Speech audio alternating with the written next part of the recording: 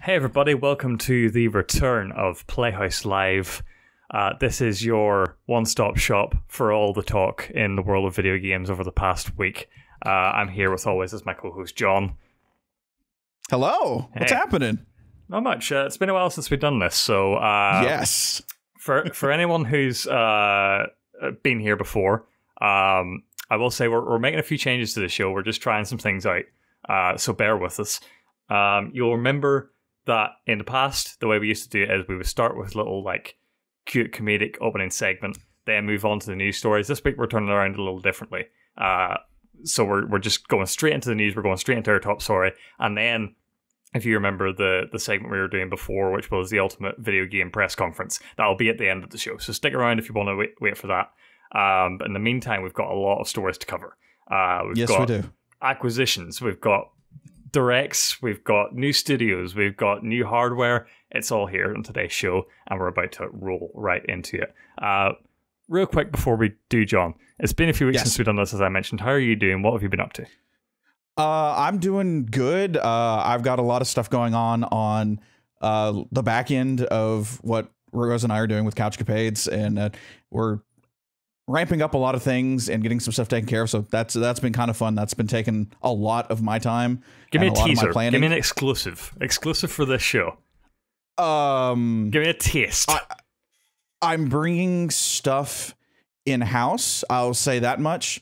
And I really, really, really like Patrice and Patricia's Donut Mounds donuts. If you know what that means. You know. If you know, you know. You want a teaser? I'm going to give you a teaser. Like, wait, what did he just say? Shoutouts for whoever understands that deep cut. How about you? How have you been? I know, like you said, we took a little time off, straightened some stuff out. What's going on?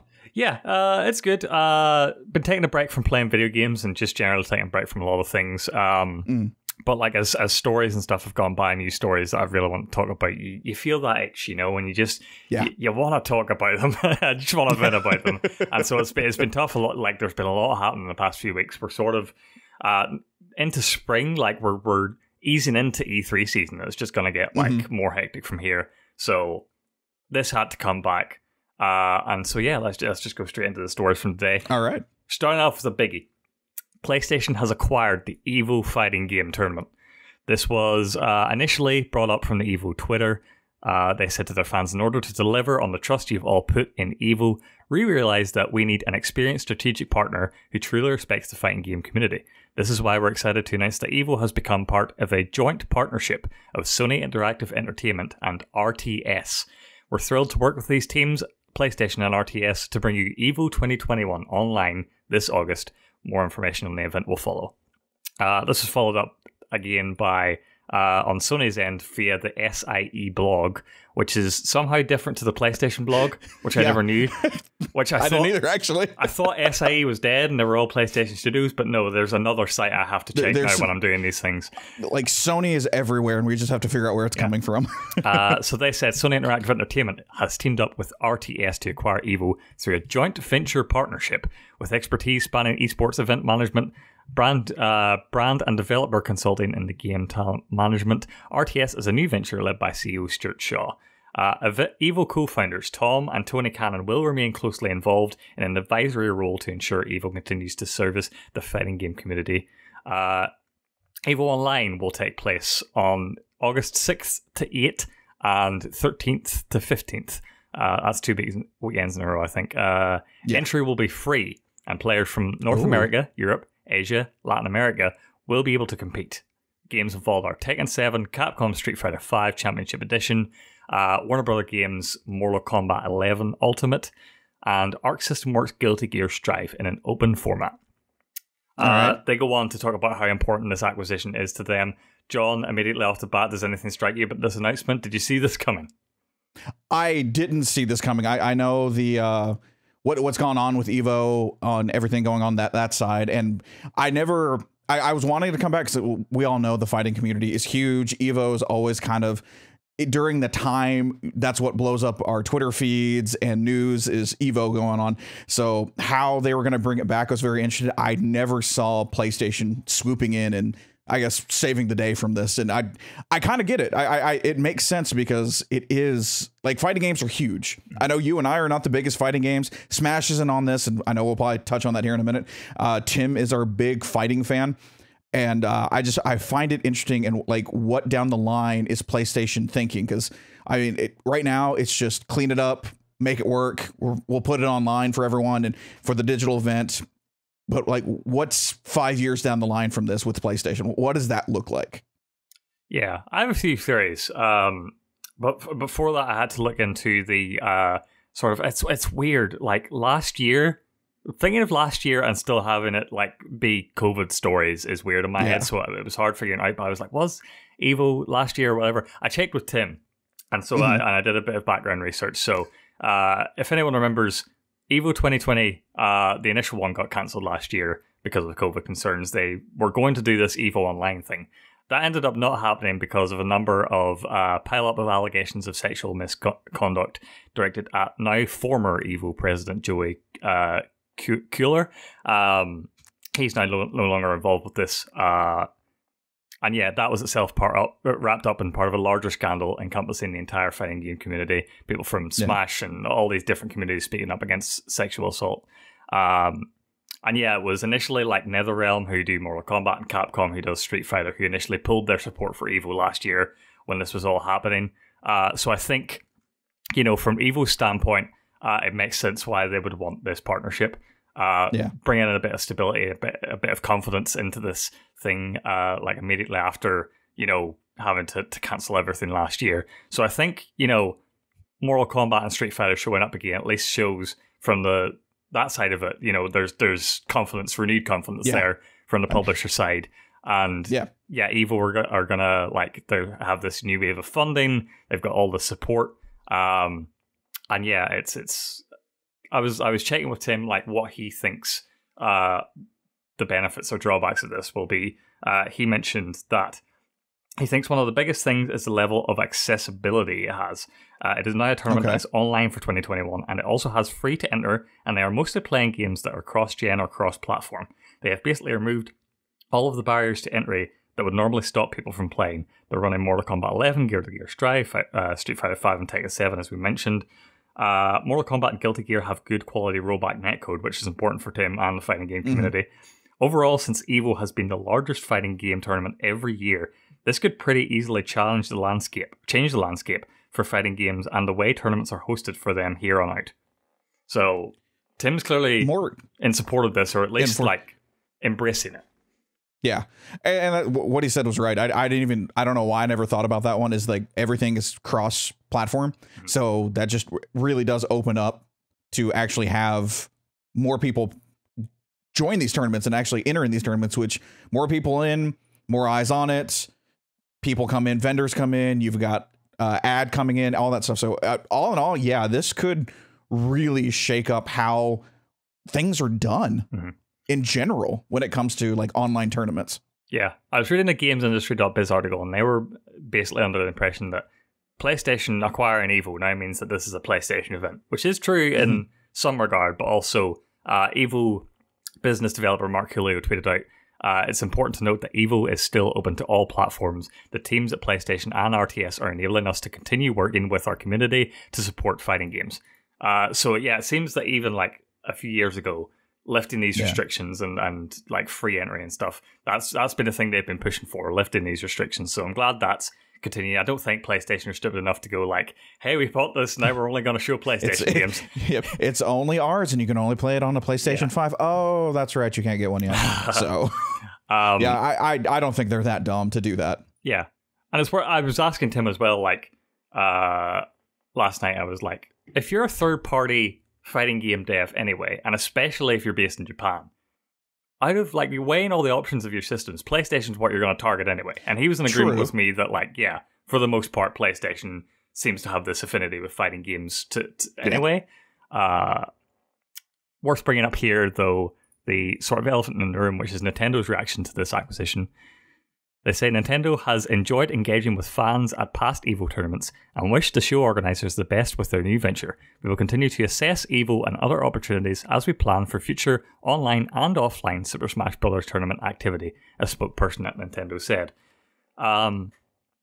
Even if Nintendo offered to participate in, and I don't know what the timeline was with the planned EVO Online last year on how that was going to go, but I reckon that even if Nintendo offered to like show up to the EVO Online event, the EVO organizers themselves might have gone, well, wait, how's that going to work? Because as we know, Nintendo's Online is dodgy awful at best. And in an esports setting, you just can't have that. Like, yeah.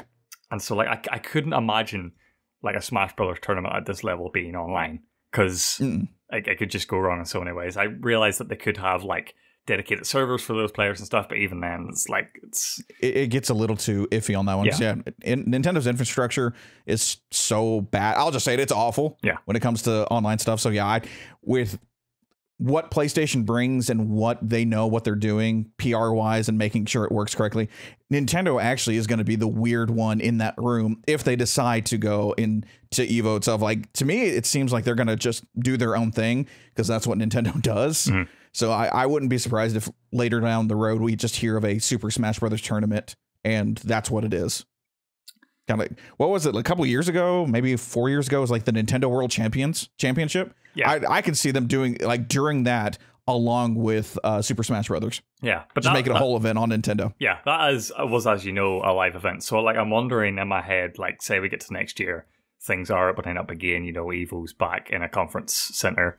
Will Nintendo show up? Will other games make their presence known? Who knows? Yeah. Nintendo can never be predicted, as countless stories have shown us. So yes. I don't know, Nintendo's just they clearly haven't made a decision yet. They're just like sort of waiting back, watching how this goes. You touched on it like earlier, John, as well, which is what has been like going through my head ever since I read this story, is that I can clearly see how EVO benefits from this and how the fighting game community as a whole benefits from this partnership. RTS, this new venture, I looked into them a bit. I can't speak for them. They seem to just be this sort of investment company that sort of knows different, like how to invest in these different brand deals, whether it comes to sports or entertainment or whatever. RTS seems to be their new esports focused venture, so this is like their break into esports, which you really couldn't do it in a smaller way, you know, or a bigger way than like partnering with the EVO Sony tournament.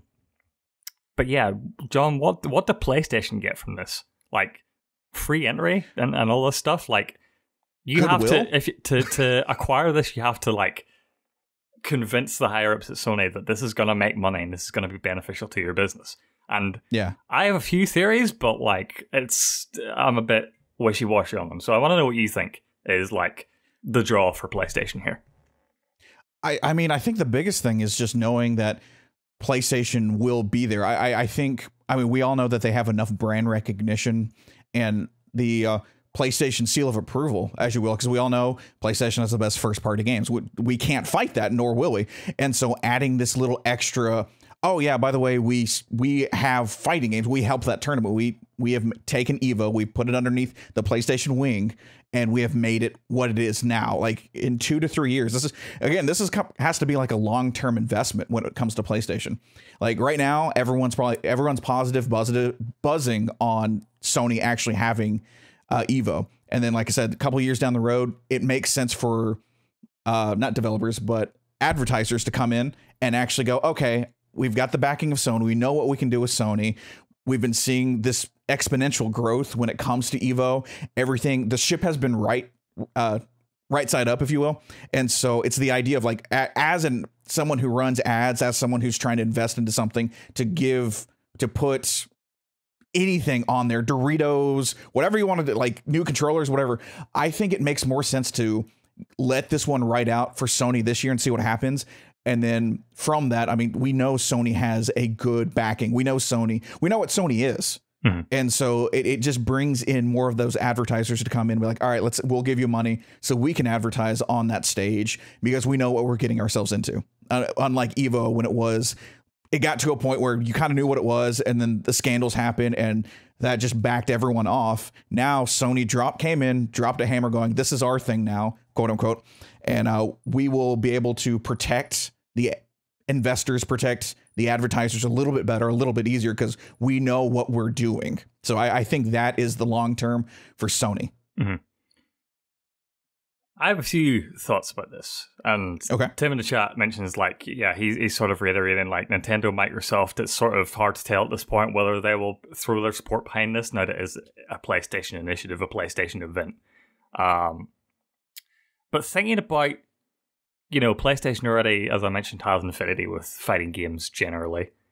I feel like this is just further marrying them as the place for fighting games for the most part. Because you look at, what deals have they been invested in the past few years? Well, they've done marketing deals with Capcom across the board on all of their games, but like Street Fighter is part of that.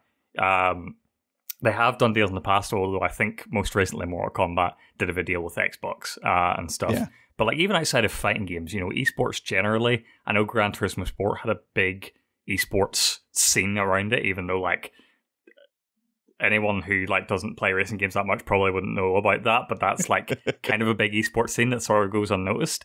Sony partnered with Activision this whole generation on Call of Duty and Destiny while they were still part of that, so that's like big esports scenes as well. And so I feel like Sony and this RTS company and most people are recognizing that esports is big money.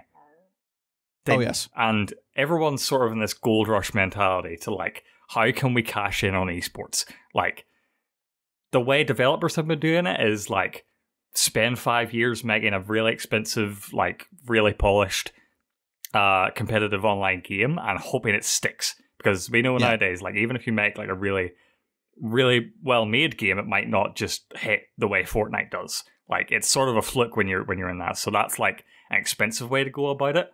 I feel like Sony here are basically saying like no matter what happens, no matter what way esports tends to go, we're at the center of it. Because EVO isn't going to go away, especially now that we're throwing our support behind it. Whatever is big in esports will be there. And so I just think... sorry, go ahead. Oh, no, finish up, and I can piggyback off of you. I've got a personal story I can talk about with that one. Yeah. No, it was just a thing where it's like... Microsoft has been, buying up studios left and right. And that's not just the way things go. Like, you don't just buy companies to buy companies. Like, Microsoft needs content for Game Pass. Everything goes around Game Pass. And so when people like... It's hard to take them seriously, but I'm just bringing them up as an example. When people on Twitter go like, Microsoft bought Bethesda, now Sony need to fire back and buy Konami, or like buy Ubisoft or whatever. It's like, no, that's not... like. PlayStation consoles are selling out right now because there's already so much value in the system, right, from their exclusives. They don't need to expand that even further, like, for a while yet, especially when, like, now they can't meet demand simply because they're not making enough PlayStations. Like, that's not where their money's going. And so I feel like if you're Sony and you're thinking, like, what do we acquire? It's things like this. It's not, we need more developers to make more content to sell our systems. They're like, we need to lock down certain segments of this industry, whether that's esports and fighting games, whether that's, arcade things, whether that's, microtransaction things. They need to lock down like segments of this industry. And I feel like EVO is a great way to like say, hey, fighting games are ours now. We own that segment of space. And anytime fighting games get brought up, we have to be in that conversation. And so I feel like that is a way smarter way for Sony to use their money in terms of acquisitions than like buying a new studio. Yeah. Okay. So on my end, you're actually 100% correct. And here is why. My job that pays, I'll say it that way.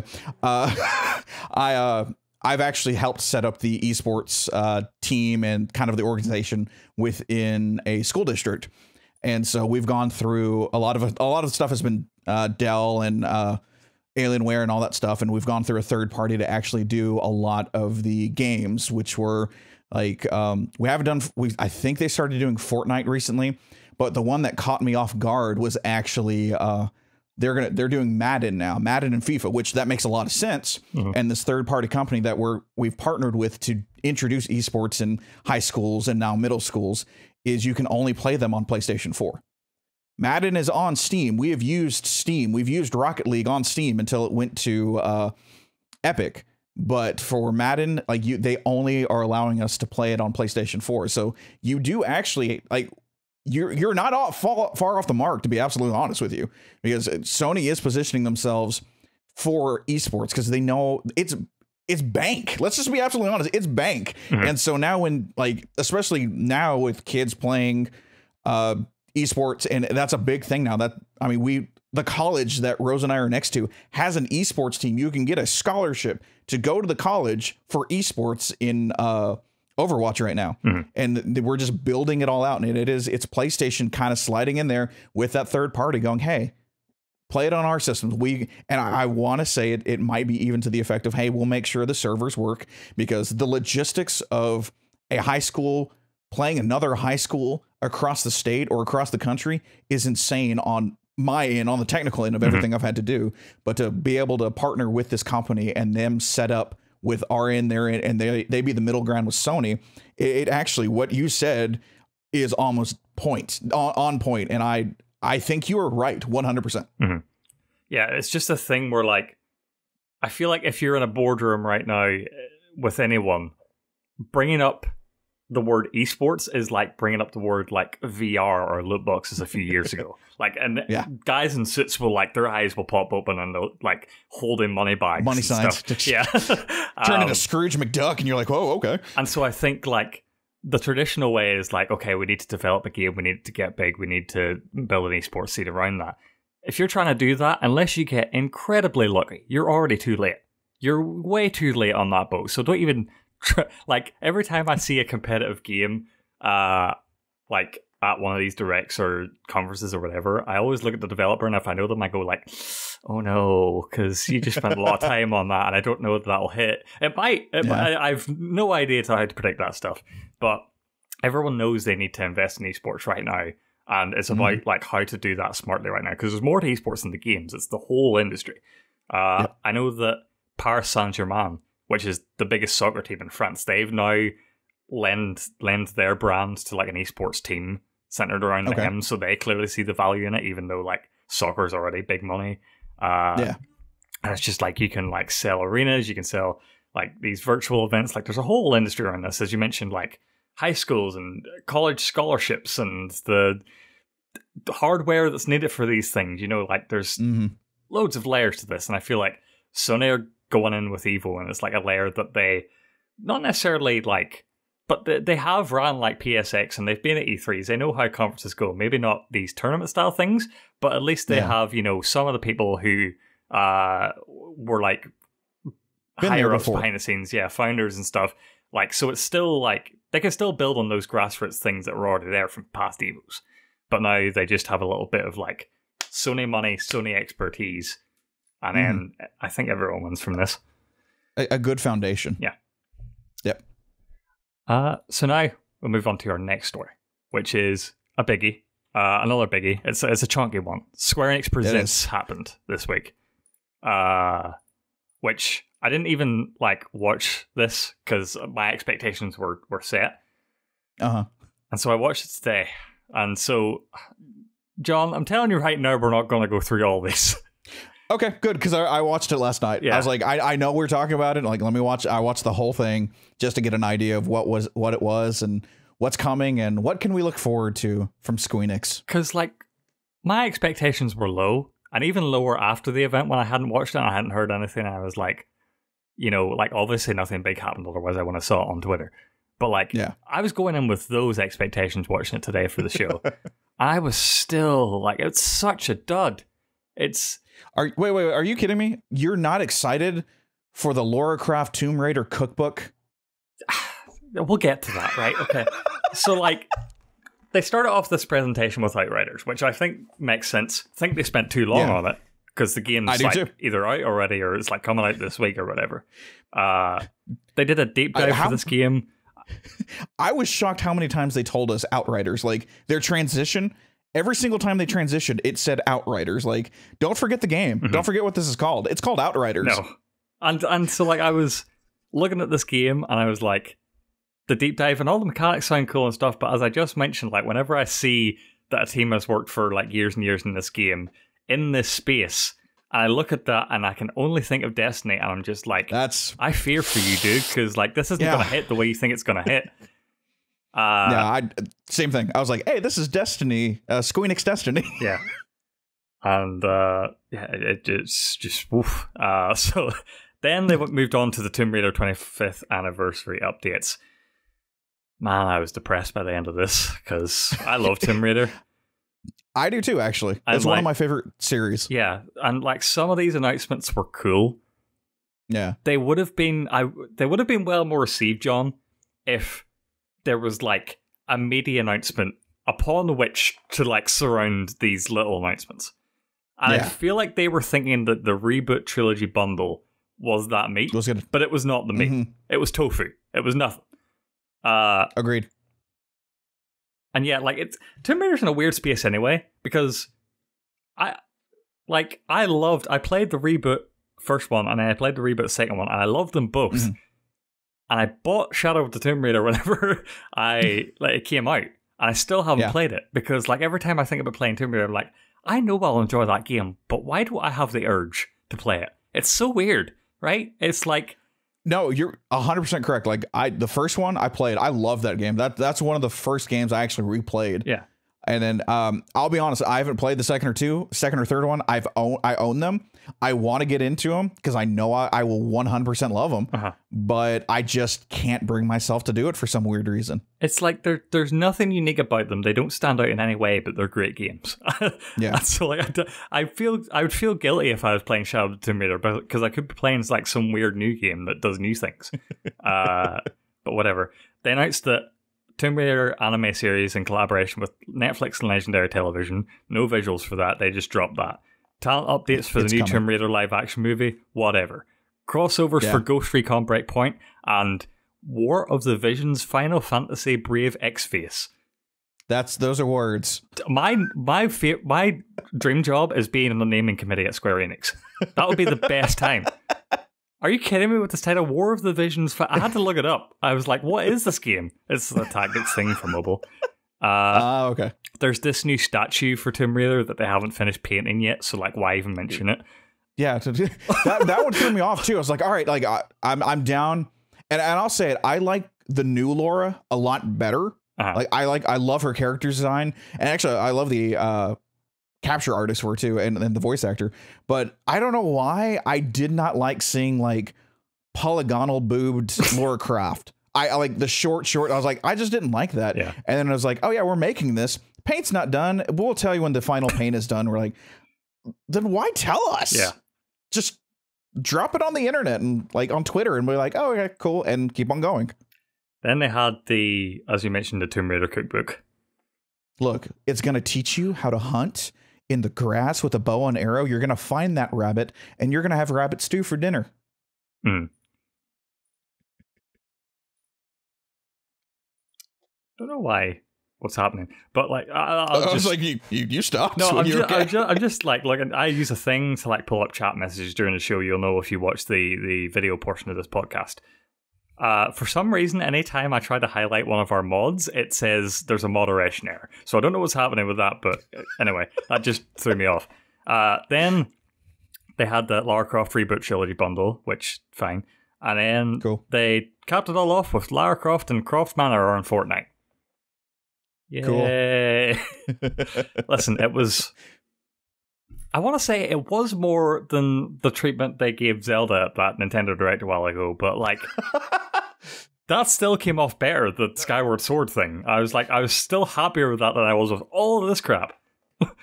Because none of it's ready. What? Yeah. That's, like, this is what we're doing for the 25th anniversary. It's coming down the pipeline probably next year, and that was about it. And you're like, cool, thanks. The two things that they have that were ready were the games that they already made and Fortnite. That was the two things that were ready to go. Oh god, it was disappointing. Like that, and that's the long and short of it. It was just disappointing. Like, we're doing all this stuff. Alicia Vikander's coming back as Lara Croft, and I'm like, all right, cool. Are you gonna just redo the second game? Do I need to play the second game before I watch your movie, which wasn't that good anyway? Then they talked about mobile games for a while. The Space Invaders AR seems like a cool concept, but they should have done that years ago. Toho Spell Bundle Side Story Pack 2 Sinai Arc. John, we have to spend... No, we're moving on from that. Darius Cosmic Revelation. Bubble Bobble 4 Friends.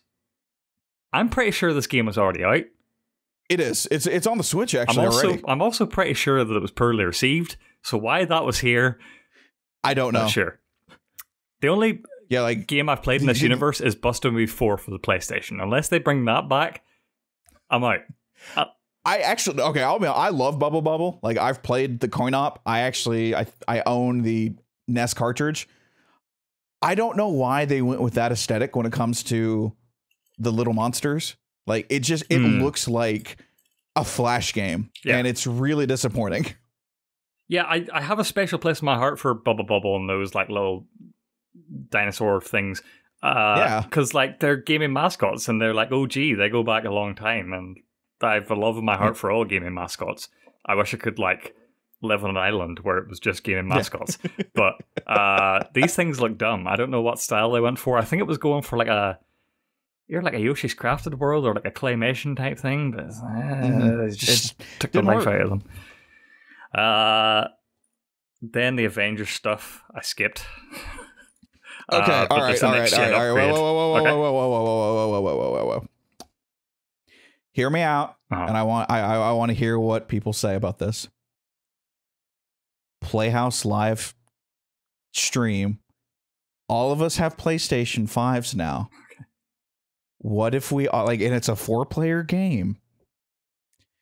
What if we all played Avengers? I'm just saying. I would be almost all of us in Playhouse. Yes, Rose. I already told you. You want one? We'll buy one. I don't care. I would be interested. I'd be more interested when Spider-Man is out, which we know is not going to happen until summer. That we'll have to talk on that later. Or Black Panther. I'll play Black Panther or something. Black Panther. that was actually what got me excited. Yeah. I have no idea what Clint, like what he was doing cockeyed. That was one of the dumbest things I've ever watched. Like the whole introduction of him was so like dad joke painful, and not the good dad joke. It was just, Dad, you're embarrassing me. Get out of my room. Painful. Yeah. John, what does it say that I don't care about Avengers, but I'm really stoked for Balan Wonderworld? What does it say about me? I don't know what that means. There's a line, there's a level of bad video game. Yeah. We're all on this. Like, bad video game because it's Avengers bad, we're not going to do. Unless we do.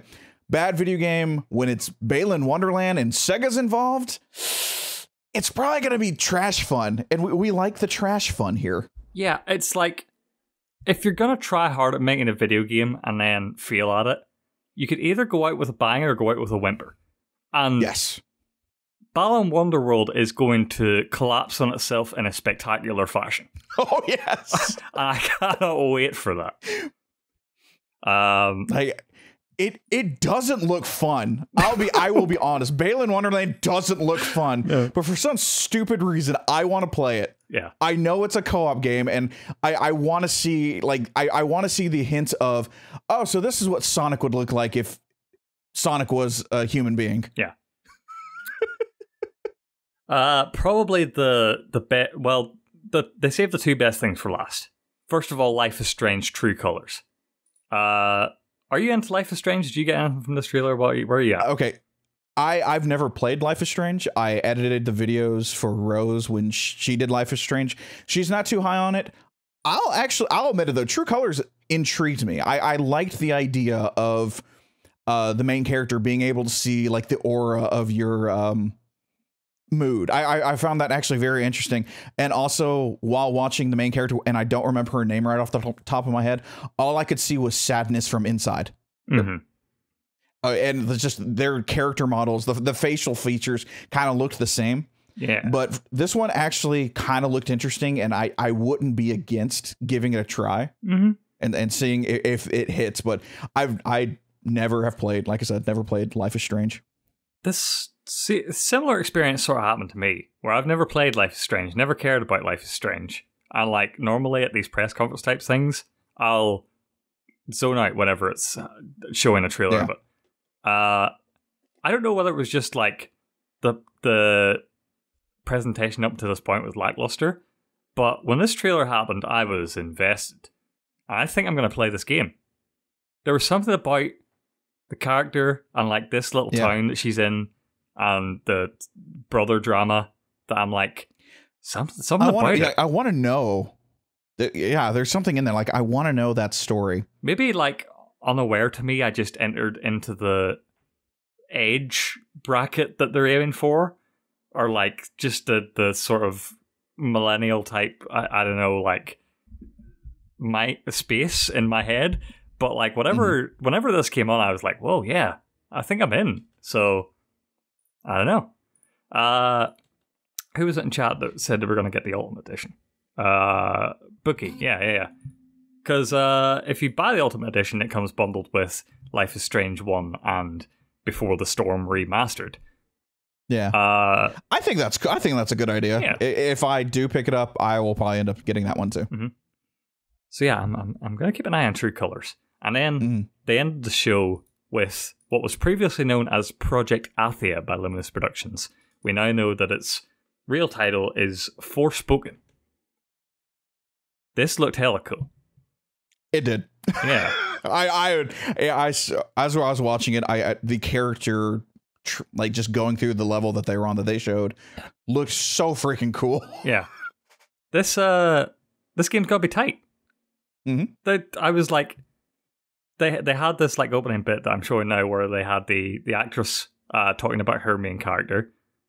Whatever it was about the Project Athia initial trailer didn't grab me. It looked like weird tech demo stuff. Then they moved on to the gameplay. The opening line of this trailer is like, is that a motherfucking dragon? Which was like instant good vibes. Because I didn't get the vibe before that it was going to be like this modern age person in this fantasy world. No. But now I'm definitely getting that. And then when it cuts to like real-time gameplay and all this crazy stuff is happening, which if I fast forward to it, all this stuff, like this wall climbing and the movement. Like, you look like Spider-Man without the webs. It's crazy. And like there's giant bears and stuff. That's actually a good way to put it too. I was like, this feels familiar. Yeah. And it's Spider-Man without the webs. And so yeah, I think I'm in. Coming 2022, I'll believe it when I see it. I'm betting on 2023. We'll see though. Yeah, so that was all they had. They also mentioned that the next Square Enix Presents is happening in the summer. That was how I rationalized it. It's like, this is the setup for their E3 thing. They just want to make sure that this format works. But when it does happen in summertime, I feel like it's going to be bangers. Final Fantasy 7 Part 2, lock it in. Final Fantasy 16, lock it in. Shadow Drop. Guaranteed. They have to make up. They took away my time for this. They took away 45 minutes of my life for this. I'm getting it back. Coming for Square Enix, dude. So, generally, how did that sit with you, that whole presentation?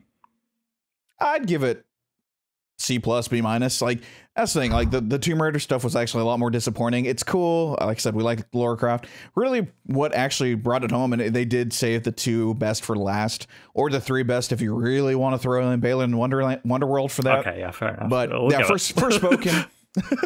Forspoken got me hyped. I want to know what more about this world.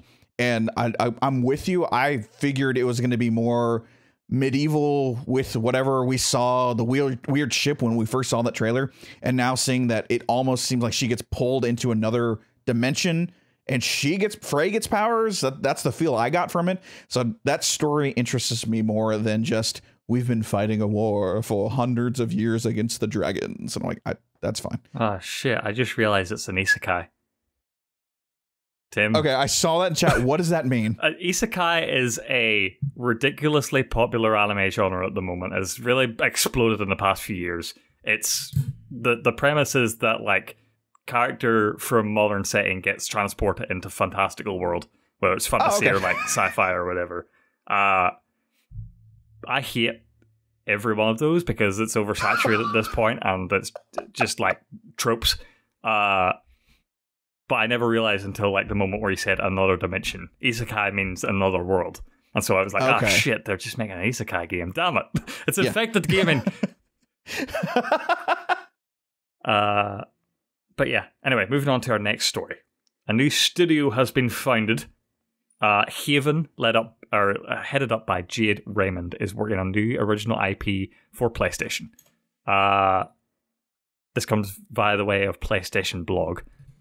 Jade Raymond is writing this post. She says, I've been making games for a long time, over 25 years now. I've had the opportunity to lead the creation of 2 highly successful original IPs and build multiple teams and studios from the ground up. And so today I'm announcing Haven, an independent studio where many of the talented game developers I've worked with over the years and love dearly are coming together to do what we are most passionate about. Together we want to create games that are a haven for players, and we want to build a studio that is a haven for developers. So while we don't have many details to announce today, I want the PlayStation community to know that Haven Studios is already hard at work on an unannounced IP. We can't wait to show you more. So this to me instantly screams vibes of what happened with Kojima Productions, where it is an independent studio headed up by this sort of legend of the game industry. Sony clearly saw, and we'll get into Jade Raymond's history in a minute, just so people know who she is. But they saw that she was available. She wanted to start this new studio, and they were like, "We'll throw money at you. Please make games for us." And so, like, if you want to classify that, this is probably like a second-party studio where, again, not part of the PlayStation Studios umbrella, but will be making games that are exclusive to PlayStation. So yeah, excited to see that. Quickly going through a list of her accomplishments. So she began her career working as a programmer at Sony. 2002, signed on as producer for EA, worked on The Sims Online. 2004, she worked at Ubisoft as an executive producer on Assassin's Creed and Assassin's Creed 2. 2010, worked as managing director, helped lead the newly established Ubisoft Toronto to ship their first game, which was Splinter Cell Blacklist. She then went on to work on Watch Dogs, the first one, as an EP, and continued to work as managing director for other Ubisoft games like AC Unity, Far Cry 4, etc. 2015, this is where she starts to strike some bad luck, because she moved to EA to take a leading role in the production of the Star Wars games for PC and console. She helped with Battlefront 2, then was also, along with Amy Hennig, leading Visceral to work on the, if you remember, the single-player Star Wars game that got cancelled. So she was like, after that, she was like, all right, game got cancelled, studio's bust. I know where to go next. I know where it's going to be safe and secure and going to lead to instant success. Google. Got it. And so give them Google money. The most recent thing she's done is she was heading up Google's Stadia project as VP in charge of Stadia's in-house development to create exclusive games for the service, which, as we now know, is debunked. So now she's like, all right, screw all that, make up my own studio, give me that PlayStation money. So yeah, she's got a lot of reputation behind her, a lot of solid hits, and like experience. I think that was the overall message from this blog post: is she has experience building up new IPs and new studios, and she intends to do that again, only this time for PlayStation. I'm 100% on board with this. Like, her track record, minus the EA stuff and Google stuff, it's pretty damn good. So I think her moving into a second party with Haven, not to be confused with the Thirsty game, that I think like she wins out of this, Sony wins, and then we all win because good games will be made. So it's just sitting and waiting for her to build the team up and continue working on that unannounced IP, which I'm racking my head right now of what that could be, and I have no idea. Well, like, it's a new studio. We have no sort of predispositions as to what they've like done in the past, what genre they're entering. So like it could literally be anything. So there's no point. Like, if you want to guess, she did mention that like she's worked she's working with people she's worked with in the past in developing games. So like if you look at her history, a lot of time spent in Ubisoft, working on Ubisoft open world style games, and I think that the story was that the Star Wars game with Abraham Hennig was going to be like semi-open world as well. So Yeah. I don't know if an independent studio wants to jump in to make an open world game as their first project. Maybe, since, you know, it's a PlayStation She has a little bit money. Yeah. Well, I think what got me in her post too was unannounced IP. Yeah. Which can go like millions of different ways, but usually people are very specific about, we're hard at work on a new IP. People really, really make it a distinction of unannounced or new, or even putting unannounced new IP. That I've seen multiple blog posts saying like, "Oh, we're working on a new IP. You guys be excited." She specifically wrote unannounced, and I might be just really focusing on that one, but that tells me that it's, like you said, with people she's comfortable with, people who have worked together, possibly on something that they know, or at least we all know in the community, in the gaming community of this game, and they're making the sequel, reboots, remaster, whatever of it. So what you're saying is it's Knack 3. I am saying it's Knack 3. Okay. We need Knack 3 on the PlayStation 5. Lock it in, Knack 3. Yeah, so this is a studio where I don't think you'll be hearing about them for a while. No. Because, like, if she left Stadia earlier this year, so there's no way development has, like, already been started on this thing, so maybe 2-3 years down the line we might get a trailer for whatever is being happened here, but, like, keep it in the back of your mind. It's just something that we'll, like, see and we'll like, oh, that cool game, that was initially teased way back here, but we'll have to wait and see on that. But it's always cool. I think second party relationships are really working for Sony at the minute. Again, we talked about like them not having to fully acquire new studios, but you know, they can still add value to their service through these second party agreements. Like before Insomniac, they had second party agreements for things like Spider-Man. They have Housemarque, who Sony don't own them, but they're working on Resogun, and they had Nex Machina before. So, you know, they have a slew of these different experience with these things. So, I feel like they're just following a formula and it's working out for them. But sticking with the PlayStation news, we got more details about the new PSVR controllers. Yeah, it's like a weird looking thing. This is announced via the PlayStation blog. Sort of these weird looking, like almost nunchucks for the Wii. Old Sony Ericsson looking logos. Yeah, like nunchucks for the Wii, but then they have these things wrapped around them that sort of encapsulate the arm. Yeah. There are images out there. But they said it will build upon the innovation we introduced with the DualSense wireless controller, which changed how games feel on PS5 by unlocking a new way to tap into the sense of touch. Now we're bringing this innovation to VR gaming with their orb-shaped design, is how they treat it. So, the features they were sure to plug on these controllers are adaptive triggers, haptic feedback, finger touch detection in the areas where you would normally place your thumb, index, and middle fingers. So sort of like the Valve Index, but not getting the full hand thing. I don't think you could do like full hand motion without like a glove or something.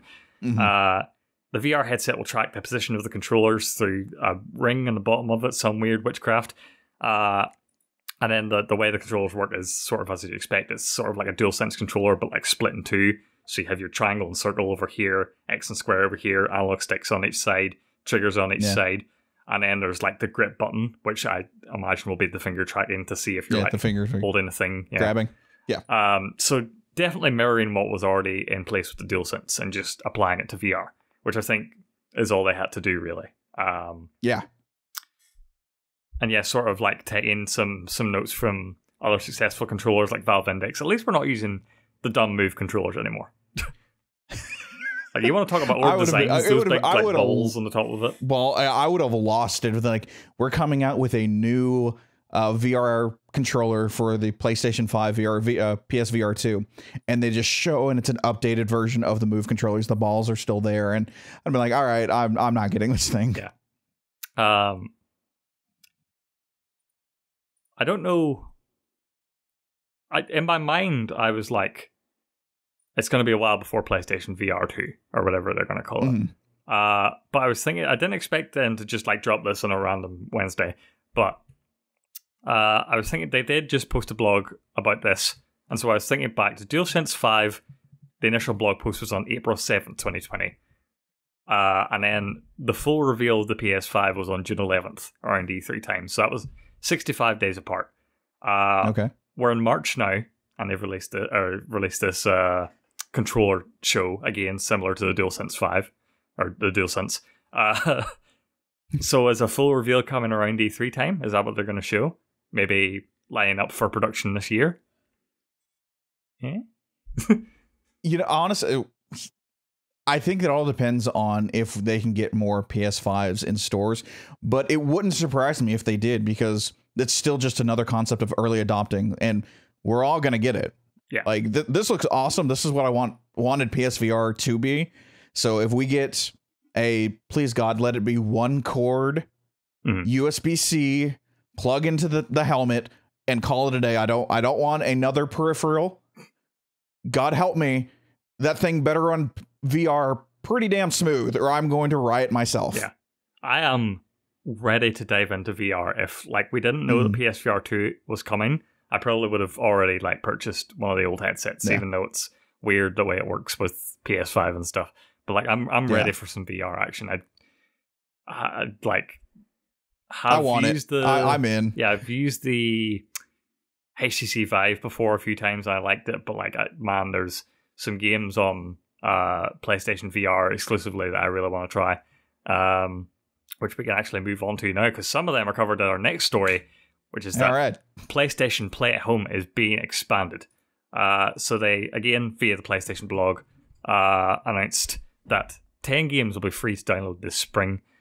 Those lists of games that are dropping on March 25th are Abzu, Enter the Gungeon, Res Infinite, Subnautica, The Witness, and then on the VR side of things we have Astrobot Rescue Mission, Moss, Thumper, and Paper Beast VR. And finally, on April 19th, the addition of Horizon Zero Dawn will be added. All of these games will be free to keep if you own a PlayStation. You just go to the PS Store, claim it, you don't even have to download it.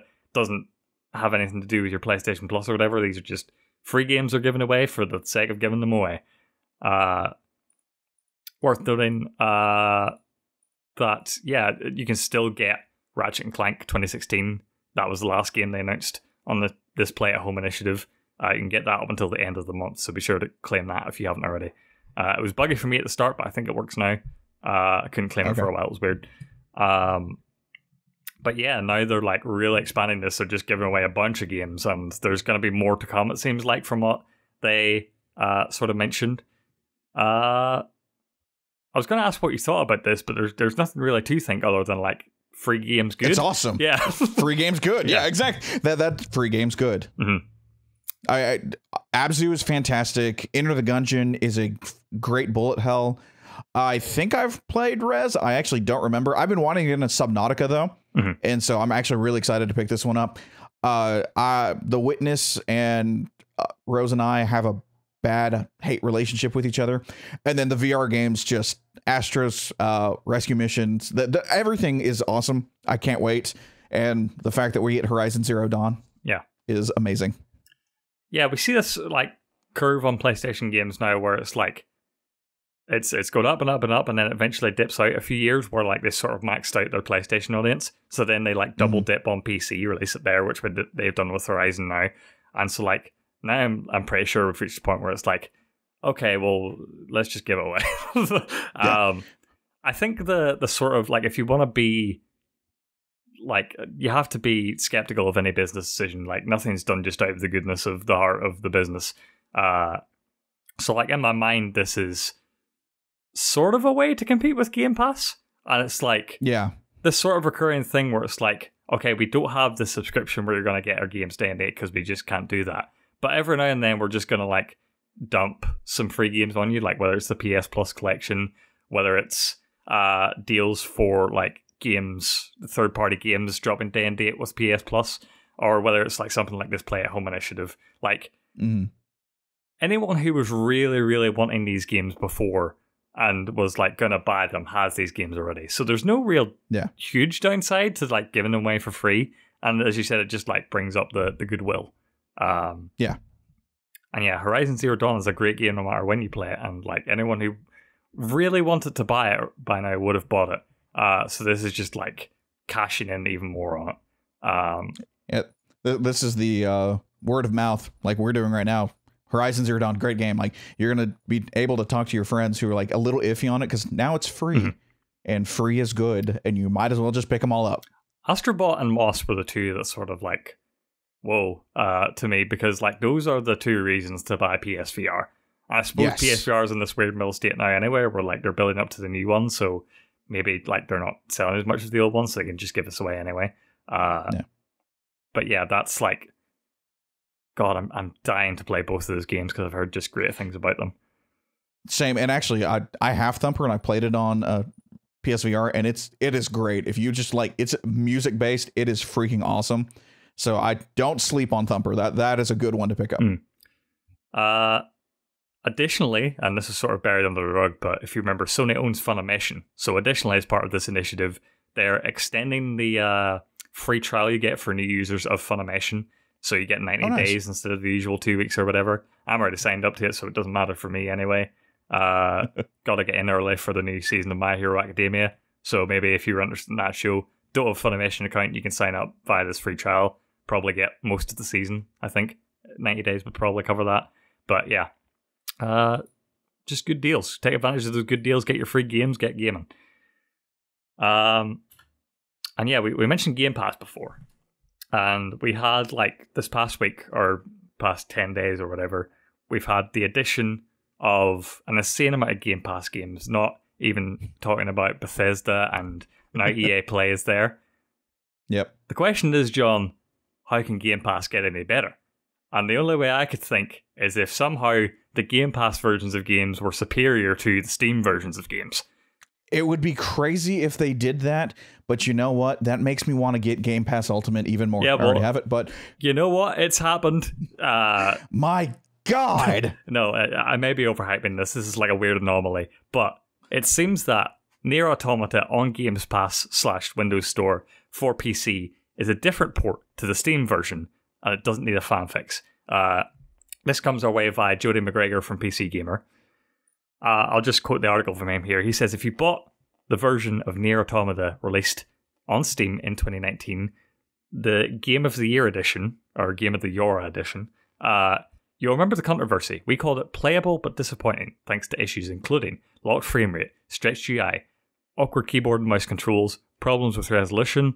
These could only be fixed by downloading a separate program to enable borderless windowed mode. Some players experienced stuttering and even crashes. Worth noting that this wasn't on all systems. There were like weird random rigs that would work perfectly for some reason, but no one could figure out what configurations would work, why. No patch was ever released for any of these issues, which whenever that happens, it's always up to modders to fix it for them. Yeah. So that's what happened here. They had this fix automata resolution tool, which was basically required if you wanted to play the Steam version of this game. However, on March 18th, Nier Automata was added to Games Pass PC subscription service to put it and put up on sale in the Windows Store. It's not the Game of the Year edition. However, it is the Become as Gods edition released on the Xbox One in 2018 with the DLC bundled in.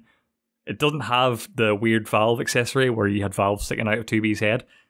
However, it's the same game, except that it comes with borderless Windows mode as standard, so it runs the right resolution. There's an option to enable Fidelity FX CAS, and players aren't reporting any of the stutters or crashes that affected the previous PC release. John, this is a weird story.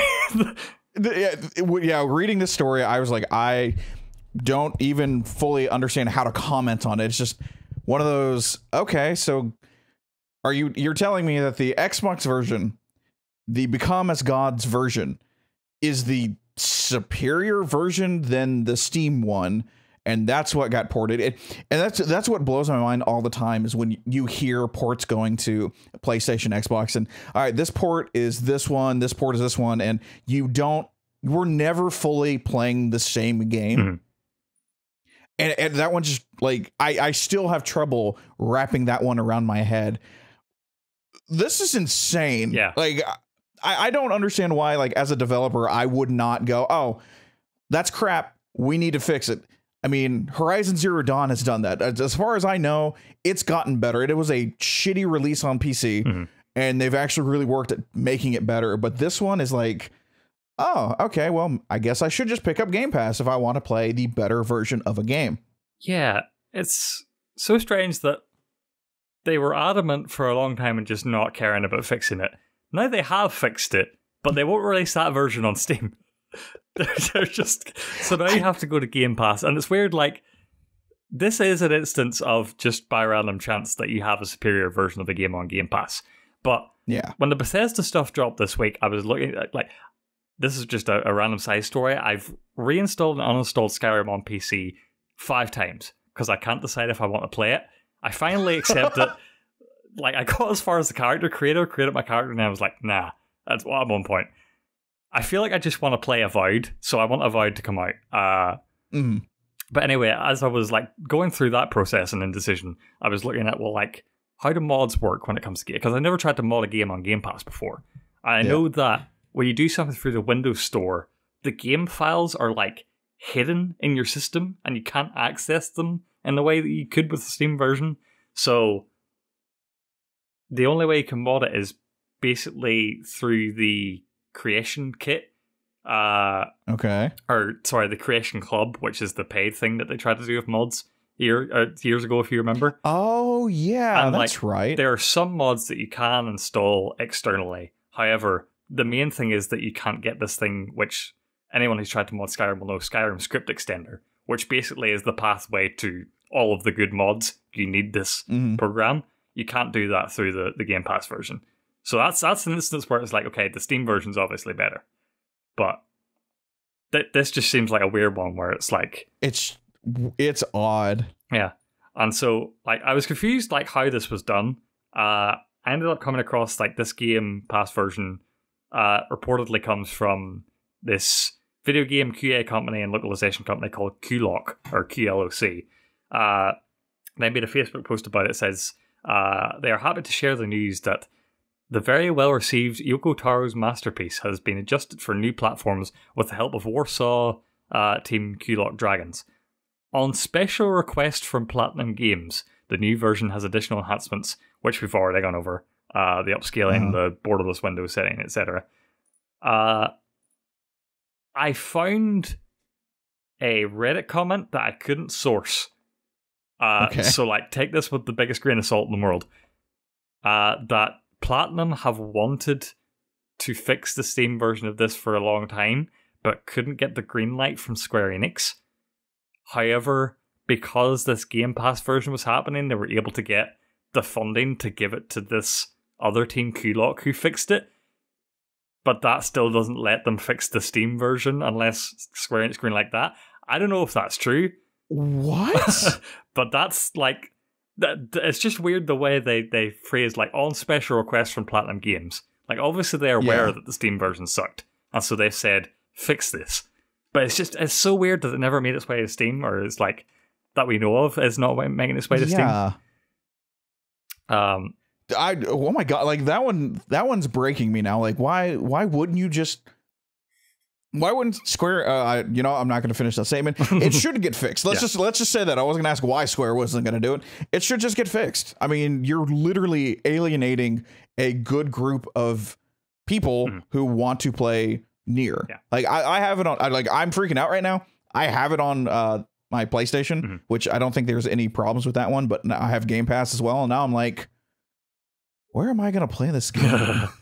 I'm a little concerned. So I was like reading the story for the show, and I was like thinking to myself, like, damn, like, I've been meaning to play Nier Automata for a long time. It's one of them games that I'm obviously going to enjoy when I sit down to play it, and now it's like superior Game Pass version. I have it. It's about time. But as I was reading these stories, I was looking at the Reset Era thread, which was where people were saying, like, hey, this version's improved. What's going on? Like, the frame rate's good.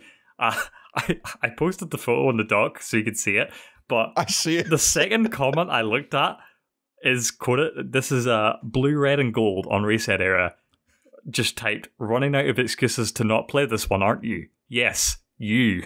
And it's like Donkey Kong just like staring at you, and it's like, I feel so attacked right now.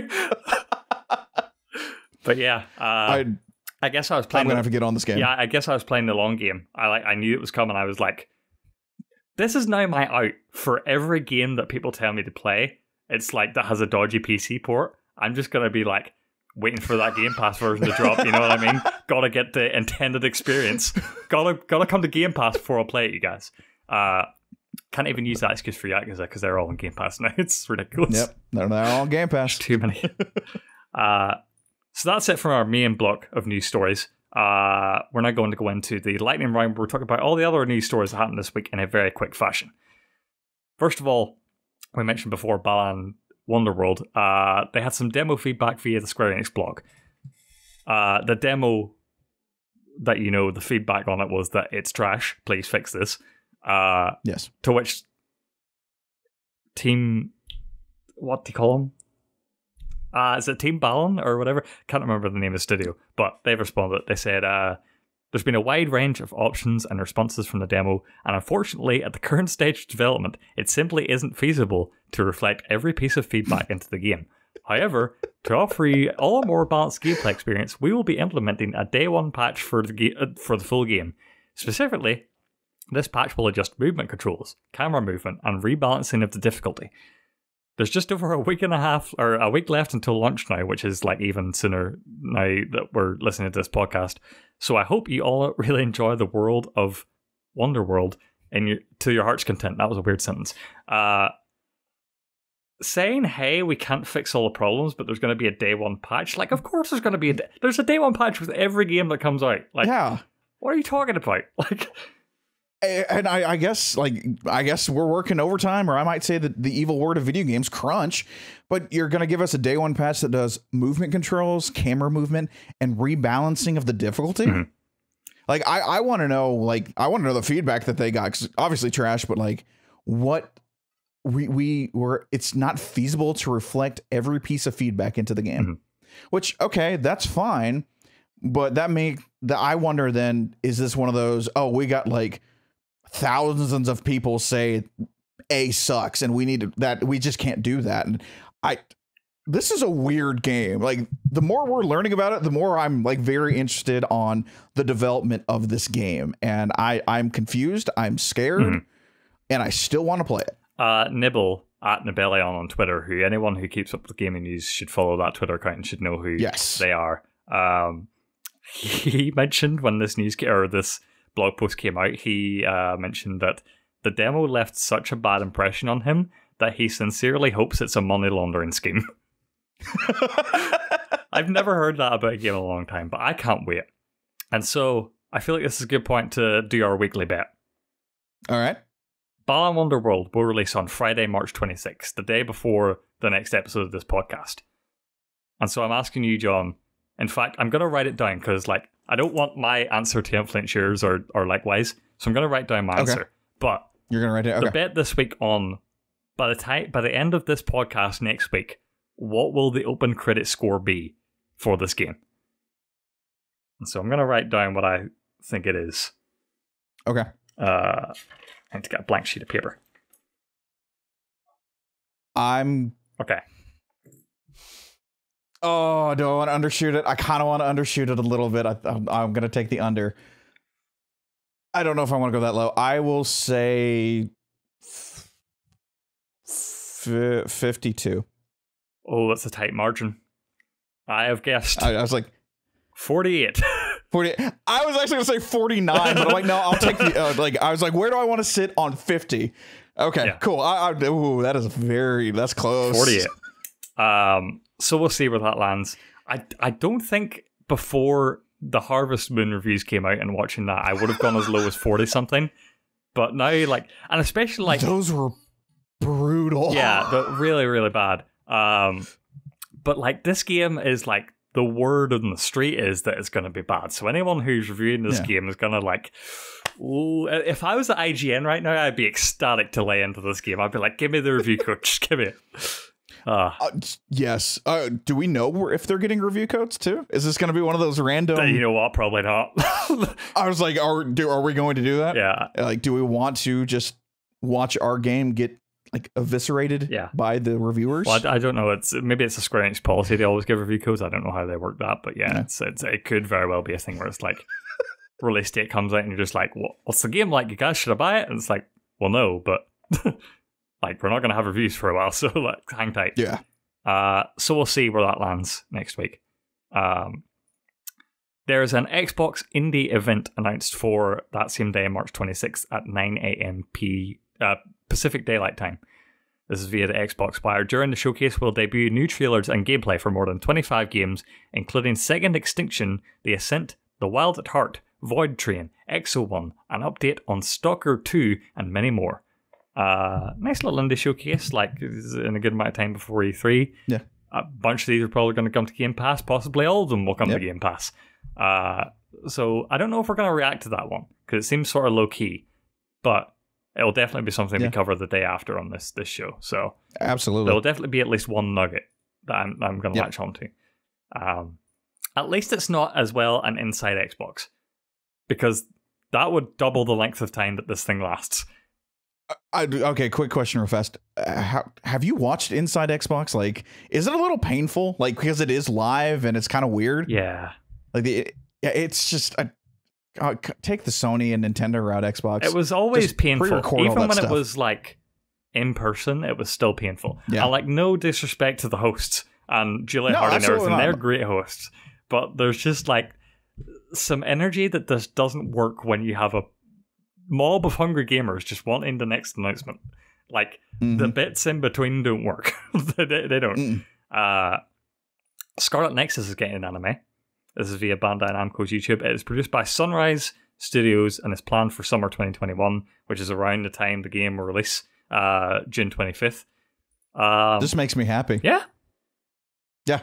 Why? This makes me really, really happy. Why does it make you so happy? That means because of our fantasy league, this weirdly tells me that the story is solid enough to get an anime. Okay. That's why. So that is helping me with my pick in our fantasy league. Going, I don't know, maybe Scarlet Nexus will get me 15 points. Do you think that's going to be the way going forward? Is that like if there's an anime happening, stamp of approval, this game's going to be good? Maybe. I mean, minus Cyberpunk. Was it Vin Diesel's Arc? Whatever the hell that is. But Cyberpunk most likely. Cyberpunk has an anime in the works. They announced that beforehand. Did that work out well for that game? Cyberpunk is still being worked on to this day. Still in development. We don't know. Still in development. Don't review it yet. All right, fair enough. We'll see how that goes. Gotham Knights was delayed. Cool. I don't think anyone was expecting 2021. Also, no. Like, you could even tell from the tweet, it's the shortest delay explanation that I've ever seen. It's like, we're improving the experience, game's coming out later, you'll see it whenever. And then it's just like the tweet ends. It's like a sentence, and it's like they're not even pretending.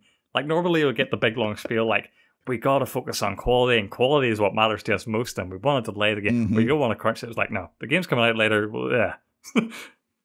And then finally, Spider-Man is not coming to Avengers before summer 2021. This is via IGN, Joe Screbbles. Current roadmap planned a lot of expansions up until the Black Panther War Wakanda expansion that's coming out around the summer. So they said not before that, and then Spider-Man. Which means that when they announced Spider-Man, they weren't even working on it. Which, like, how? Like, unless that deal, like, just happened when they announced it. Like, you want... Spider-Man is the coolest superhero. Yes. I don't know how you're only working on it now, but whatever. So yeah, that is all of our news stories for this week. And as mentioned, we are now doing our little segment at the end of this show. If you remember from the last episode, our current ending segment from now on is now the Fantasy Press Conference Ultimate Showdown. Down. Recap on what this was and the rules for anyone who hasn't been here before. I have a hankering for some E3 press conference action, and so I've tasked John with creating the ultimate press conference. The way I have done this is that I've created a sort of choose your own adventure style playbook that I have before me, that John will make decisions Based on his decisions, it will determine what gets added to his press conference any given week. Also, after each of his initial decisions, he will need to choose both a blessing and a curse to go along with his announcement, reveal, whatever gets added to the press conference. Then we have the added element of whatever John doesn't pick. I'm doing a competition press conference across the street. I get whatever John doesn't pick. That gets put into my press conference. At the end, we will compare the two, and you'll vote on whatever one you think is walking away with the best press conference. I like that. Quick recap onto what we do now. The first week we did this, we talked about opening announcements. John walked away with a CG trailer for Silent Hill, with a shadow drop of a demo available that day. However, the live stream cuts off for Twitch in the middle of the announcement. I, on the other hand, got a gameplay demo for Elden Ring. That is coming to Game Pass, and trailer has an unambiguous spoiler in it at some point. Okay, yep. The following week then, we talked about studio acquisitions. John was able to acquire Larian Studios, who are behind Divinity games, and they are making a CRPG set in the world of Sonic the Hedgehog. Meanwhile, I purchased CDPR through unfortunate circumstances, and they're working on a Star Trek game. So that's where we're at now. We only have 2 announcements each. However, this week's theme is celebrity cameos. It's become a staple of all press conferences, all directs now, that you need to have someone from Hollywood, some celebrity coming in here, adding some aura to it. You know what I mean? Gaming's only getting bigger. It's affecting all these other entertainment industries. So, yep. All right. This week, John, you find yourself in the desert. And on the desert is a road. Nothing around you, nothing that can be distinguished, just road. So you follow that road for a little while. And you come to a point in the road where there's 2 cars, side by side, on each side of the road. One car is this giant Hummer-looking thing that's all black and has armor plating on it. The other car is a Dodge Charger, muscle car, big fast car. You must choose one of the cars to drive on this road. I'm trying to think if Vin Diesel is about to show up, and if Vin Diesel is about to show up, what car do I not want to choose? Oh God. I almost want to do the Hummer because I think it would do better in the sand, but I love the Dodge Charger. I love the old school Dodge Charger. I think it's a sexy looking car. Oh, give me the Charger. Your celebrity cameo is Vin Diesel. God! That was his car in the Fast and Furious movies, his signature car. I knew it too. I was like, I'm pretty sure Vin Diesel had a Dodge Charger in the... God. You and Vin Diesel are more alike than you thought. You know what I mean? Oh, don't say that. Alright, so now, with Vin Diesel, you must choose your blessing. Okay. He gets hair? No, I'm sorry. Yeah. So Vin Diesel is obviously there to talk about Arc 2. God damn it. That's what he's there to talk about at your conference. I don't know why you signed up to that, but you did. So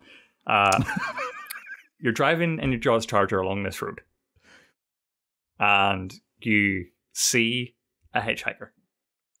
Okay. This hitchhiker, he's young. He's like early 20s. All right. He's wearing a blue t-shirt. He's got red hair. Looks like an eager young fellow. Do you decide to pick up this hitchhiker or not? Red hair, blue t-shirt. All right, I'd let's pick him up. Picking up? Okay. Yeah. So, Vin Diesel talking about Arc 2. He's saying, you know what I mean? Like, it's celebrity cameos happening in these press conferences, but I haven't come alone. Okay. Bringing other celebrities with me, but this time it's from a world that you're all more familiar with, gaming. And so in Vin Diesel, in Arc 2, you'll be playing as Vin Diesel, but yes, an alternate playable character of Aloy from Horizon Zero Dawn is also playable in Arc 2, which I think is perfect. So you got Vin Diesel and Aloy fighting dinosaurs in the future, which is just great.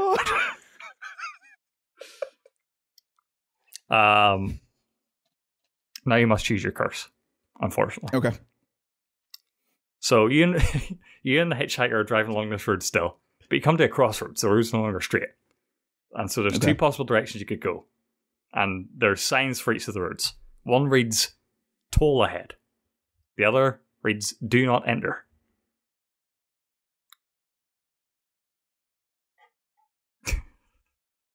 Okay, I'm trying to get into your head. I love the aspect of this game where you're trying to figure out what my dumb cryptic messages mean. Yes. So like the toll ahead literally tells me that Ark is going to be like free to play, but to like the experience of it, like you actually have to like play to win. Free to play to win. Do not enter. Does Ark get delayed, or does Aloy get delayed? I'll take the do not. No. I'll take the toll ahead. Sure, I'll log it in. Yep. All right. So the presentation was awesome. Vin Diesel did great on his part of it, and the gameplay demo looked awesome. Both Aloy and Vin Diesel playable. The game looked dope. Like this, Ark 2 had a good showing. Okay. However, to access Vin Diesel and Aloy, you will need to pay for the Ultimate Edition of the game, which will come in at no less than $150 US. Jesus. Yeah. So that's Sard it at the end. That's really Sard it. So that's why, of course, now I get the scraps. Okay. And so the celebrity cameo that's showing up for my press conference is Dwayne "The Rock" Johnson. Damn it. You were so close, John. You were so close to figuring it out. So close. The blessing I received. Oh, by the way, Rock to Dwayne Johnson is there to talk about the next Call of Duty game. That's what he's starring in. Okay. And so he says he's not coming alone either. And for the first time, this character will appear in a game outside of the franchise. And so, starring alongside Rock the Dwayne Johnson in the next Call of Duty game is Master Chief. Okay. I don't know if The Rock is Master Chief or whether they're just buddies, but it's happening. However, I chose the Do Not Enter road. Okay. Which means that Rock comes out here, he's talking about, you know what I mean, how he hasn't played games since he was a kid, you know, back in the days of Space Invaders, and he always thought of gamers as, you know, these basement-dwelling dweebs, and he's putting out jokes there that just aren't landing, he's starting to sweat, it's all going wrong, the crowd starts to boo, and so they have to pull The Rock off stage and just show the demo. That is... I don't know. I think I might have won out of that one. Well, it depends. We don't get to decide. If you're happy with it, that's fine. I'm happy with that one. I feel like you can't rationalize in your head, though, having Vin Diesel at your press conference. I can't. That's weird. But, you know, if it shows good, it doesn't really matter. Yeah. Like, and seeing The Rock get booed off a stage is a crime against humanity. So I think I won off of our stakes on that one. Yeah, so that's our celebrity cameos. We will come back to that segment. Next week, we will decide what else gets added to our press conference. But in the meantime, this has been your 20th of March episode of Playhouse Live. If this is your first time here, if you're listening to this on podcast services or YouTube, you should know that we do this live every week, every Saturday, on twitch.tv/playhouselive. You can interact in the chat. You can be part of our post show that we're about to do exclusively for Twitch. You can hang out with us and you can just have a good time. You can see us live. If you're in the Twitch chat right now, you should also know that later on this is going to get posted to podcast services and our YouTube page, along with all our other video and podcast content that goes up there. In the meantime, as I said, we're about to get into our post show. And then we'll just be hanging out there. So yeah, until next week, we will see you guys later.